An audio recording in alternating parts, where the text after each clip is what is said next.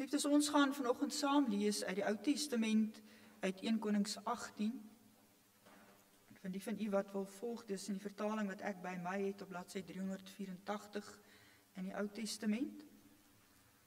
En die gedeelte wat ons dan saam lees, is deel van die vertelling van die geskiedenis van die volk van Israel, en spesifiek koning Agab van Israel en Elia die Tisbiet, wat opgetree het as die profeet van die Here.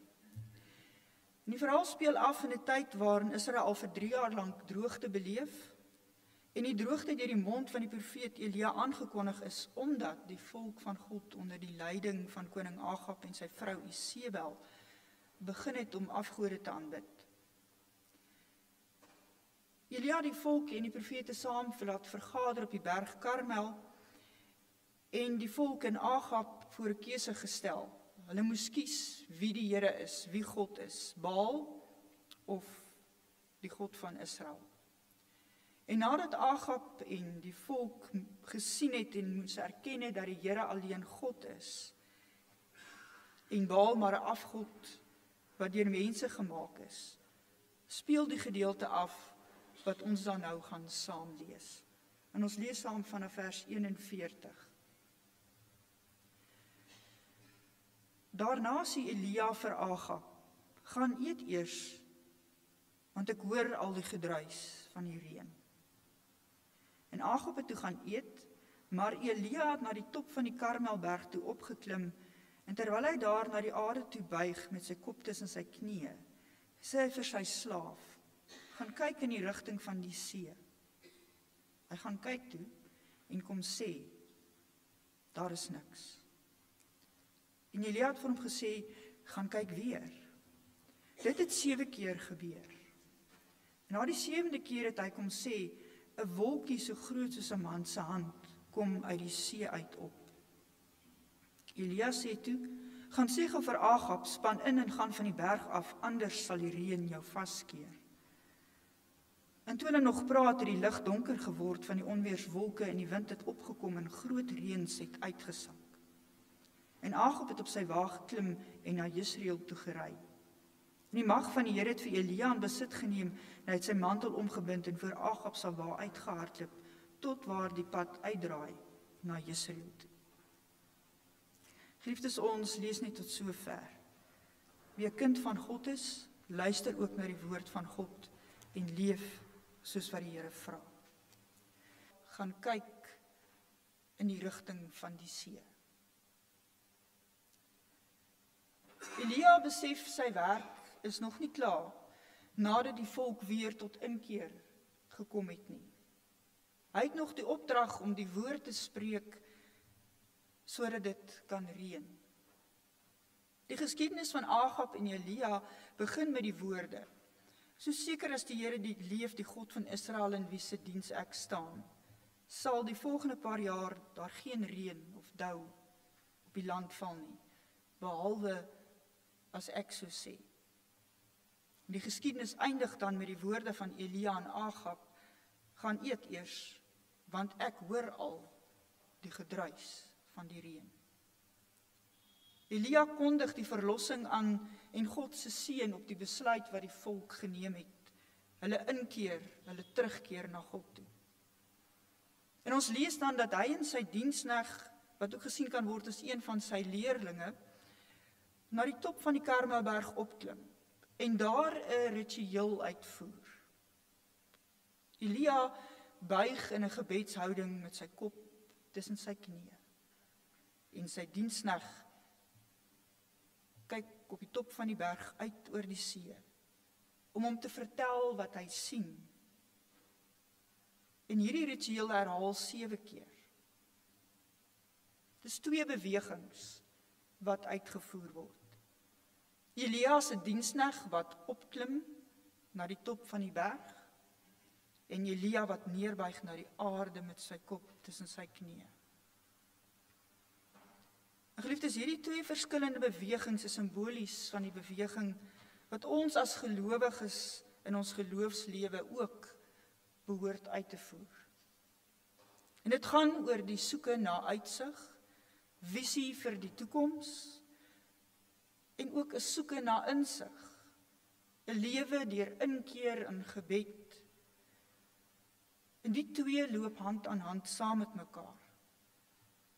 Ons wat as gelowiges in hierdie wêreld lewe, het insig en uitsig nodig. Geliefdes, hierdie uitsig gaan nie net oor dit wat ons kan sien as ons op die top van die berg klim en ver kan kyk nie. Soos Elia se knegg op 'n hoë plek gaan staan nie en uitkyk met die uitsig oor die see nie. Uitsig gaan ook oor dit wat ons hoop, die vooruitsig wat ons het, die toekoms wat ons verwag, die manier waarop ons na ons wêreld kyk. Dit wat Elia en die diensknegt en die volk van God op hoop, is die vooruitsig van uitkoms, uit hulle ellende, uit die droogte en uit die hongersnood. En 7 maal moes Elia se diensknegt tot op die top van die berg klim en vir Elia sê wat hy sien, wat daar in vooruitsig is. En of hy al dit kan sien waarop hulle hoop. En Elia bly in 'n gebedshouding. Hy hoor wat sy diensknegt sê. Telkens kom die antwoord, daar is geen vooruitsig nie. Daar is geen hoop nie. Daar is niks. En Elia bly bid. Elia bly op sy knieë. Hy bly bid dat die uitsig, die vooruitsig wat sy diensknegt moet sien, sal verander. En na die 7de keer klink die diensknegt se antwoord anders. Is die uitsig, daar is 'n wolkie so groot soos 'n man se hand. En die grootte van die wolk is waarskynlik bepaal deur dat hy sy hand so opgehou het en hom dan kon toemaak met sy hand. Daarom is die wolkie so groot soos 'n man se hand. Hy sien die wolkie. Maar hy verstaan nie wat dit beteken, hierdie uitsig wat hy sien nie.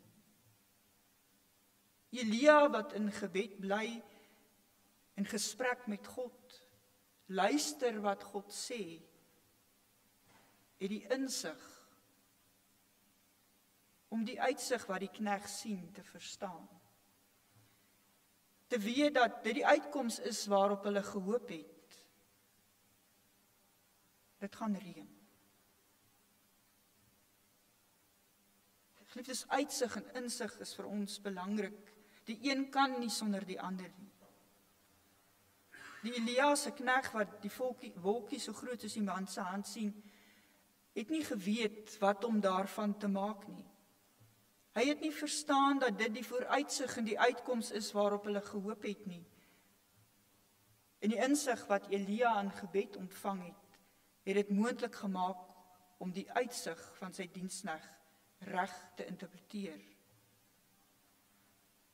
Dit is dikwels kyk ons ook uit oor ons wêreld. Ons sien ons lewens, ons sien ons wêreld waarin ons leef. Die dinge wat met ons gebeur, die dinge wat om ons gebeur. En soms weet ons ook nie wat om daarmee te maak nie. Lyk dit ook maar vir ons uitsigloos, sonder toekoms. Ons sien net hoe alles verkeerd loop. Niks regloop nie. Dinge nie gebeur soos wat ons wil hê nie. En dan sê ons ook, daar is niks. Dit maak dat ons geen vooruitsig, geen uitkoms meer sien nie. Ons weet ook dikwels nie hoe ons dit wat hier sien en om ons gebeur behoort te verstaan nie. Dikwels interpreteer ons die uitsig, dit wat ons sien, uit ons eie insig. En ons dink, dit wat ons graag wil sien gebeur is onmoontlik. En dikwels is ons eie insig gebrekkig, omdat ons eie insig laat lei en laat beïnvloed deur die mense om ons, dalk deur die dinge wat ons in die media lees, ander mense se opinies wat ons eie opinies vorm, ons insig vorm. Dikwels is dit wat ons onsself deur laat beïnvloed, die minder positiewe insigte van ander. En is dit wat vir ons aangebied word, eintlik maar insigte wat ons probeer manipuleer om op bepaalde maniere oor dinge te dink, en dan daarvolgens op te tree.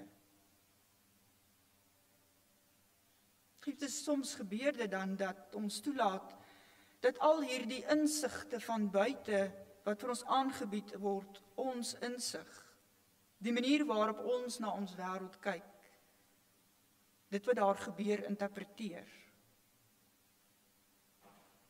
En in die luister na al hierdie baie stemme om ons, word die een stem na wie ons eintlik maar behoort te luister, as het ware sagter en sagter gedraai.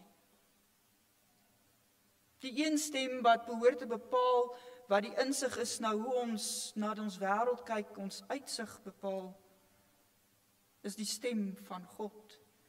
Die stem van God wat deur God se Gees vir ons die insig wil gee wat ons nodig het vir hierdie lewe. Dit is wanneer ons meer na die wêreld waarin ons leef luister as na die Here, en dit wat God deur God se woord aan ons bekend maak, kan dit daartoe lei dat ons geen vooruitsig en toekoms meer sien nie. En soms ook geen goeie insig meer het nie. Ons het nie goeie insig nie, omdat ons net aan die uitkyk is. Ons kyk wat daar in die wêreld gebeur, dit wat mense doen, dit wat ander sê. En ons vergeet dat ons ook behoort in te kyk. Insig bepaal ons uitsig. Hierdie inkyk het te doen daarmee dat ons stil word en onsself herinner aan wie ons is. Wat ons weet, wat ons het om die uitsig van die wêreld te verander. Dit is wie ons is. Ons is mense wat aan God behoort. Mense wat in die kragveld van God se teenwoordigheid leef. Wat ons weet dat Jesus Christus ons God se verlostes kom maak het. Dat God se Gees in ons woon. Dat God ons hoop en ons krag is. Wanneer ons so inkyk, word ons daarin herinner dat ons versigtig behoort te wees met wat ons toelaat om ons insig te bepaal. Die Sprekerskrywe sê dit so: wees veral versigtig met wat in jou hart omgaan, want dit bepaal jou lewe. Sorg dat jy wysheid bekom en insig. Wysheid, kennis en insig begin met die dien van die Here. So kry ons insig om ons uitsig te verstaan. Wanneer ons tyd in gebed en God se teenwoordigheid, die klank van God se woord spandeer. By God en in God se teenwoordigheid sien ons die vooruitsig, die toekoms. Ons toekoms wat in God se hand is. Geliefdes, wanneer ons insig het, verander ons vooruitsig. Het ons weer hoop vir die lewe in ons situasie. Kyk ons ook anders na dit wat ons sien. En kan die wolkie so groot soos 'n man se hand vir ons die uitkoms gee wat ons nodig het. Geliefdes, dit is so dat ons as gelowiges in hierdie wêreld soms beleef en ervaar hoe ons uitsig maak, dat ons insig verloor. Dit is menslik wanneer dit gebeur. Selfs Elia wat hier met soveel insig optree en geloof en oortuiging, verloor insig, wanneer hy net in die volgende hoofstuk toelaat dat die uitsig, die wêreld waarin hy leef, die feit dat Agab en Jesebel hom steeds vervolg, volhard om afgode te dien, sy insig en vertroue oorskadu. En dit is dan eers wanneer hy weer God se stem in die fluistering van die windstilte hoor, dat hy tot insig kom, weer 'n uitkoms sien. Geliefdes, uit dit wat Elia ervaar, is daar ook vir ons troos. Dat God ook in ons oomblikke van insigloosheid, uitsigloosheid en moedeloosheid steeds by ons is, vir ons lief is, met ons besig is, ons lei en versorg in alles wat ons nodig het. Ja, die uitkoms voorberei. Liefdes, iets van hierdie beweging van insig en uitsig sien ons ook in die voorbeeld wat Jesus ons stel. In die ure voordat hy gevange geneem is in Getsemane, is Jesus in gebed, in gesprek met God. Wys Jesus ons waarom insig te verkry om dit wat vir hom voorlê te volbring. Deur Jesus se sterwe en opstanding is ons toekoms, ons uitkoms, ons vooruitsig verseker. Liefdes, kom ons gaan leef met insig wat gevoed word deur tye van inkeer en stil word in gebed. En kom ons bring ons uitsig, dit wat ons bekommer, vir ons 'n uitdaging is in God se teenwoordigheid. En ons ervaar hoe ons die wysheid en die insig ontvang om in ons uitsig God se toekoms vir ons te kan sien. Amen. Dit is ons sit so, dan bid ons saam. Here Jesus, dankie dat U deur U Gees ook in ons harte werk. En dat ons ook mag ervaar hoe U ons telkens kom vind, waar dit voel asof ons uitsigloos is. En nie verstaan hoe om dit wat rondom ons gebeur te verklaar nie. Here God, dankie dat U ons telkens kom ontmoet op ons lewenspad. Here, help ons om ook te kies vir tye van inkeer in U teenwoordigheid. Stil word om regtig te hoor hoe U wil hê ons moet leef. Here, dankie dat U genade vir ons genoeg is. Dat U altyd uitkoms gee. Here, gee ons die insig om dit wat U vir ons voorberei in ons lewe raak te kan sien. Here, dankie dat ek vanoggend die voorreg het om hierdie gemeente en hulle leraar aan U op te dra.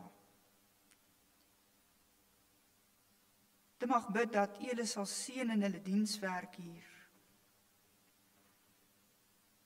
Here, help hulle om in hierdie gemeenskap waarin hulle leef, die insig te gee wat nodig is, sodat ander saam met hulle die uitkoms en die toekoms saam met U kan sien. Here, U ken elkeen van hulle persoonlik. U weet wat se uitdagings hulle ervaar.